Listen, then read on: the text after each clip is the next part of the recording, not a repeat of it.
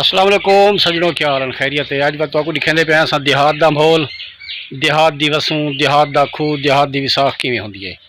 सजनों, असां एक सजन की विसाख ते खड़े हैं तो उत्थों का माहौल देख सो। ये उन्हें गाड़ियाँ, ये उन्हें माहौल, ये उन्हें निज़ाम बिल्कुल ही ओरिजिनल खालस देसी। एक उन्हें गाड़ी ये खड़ी है तो बाकी एबा निज़ाम ये भी है पे मौके पर खड़े पाया। बड़ा खूबसूरत माहौल, सोहना तो एक वड्डा जिहा बूहड़ का दरख्त, उंदे तले सोहने सोहने पक्षी, उन्हें मिठिया मिठिया आवाज़ा, माल गमी, मुर्गियां, यह सारा निज़ाम देखते पे हो।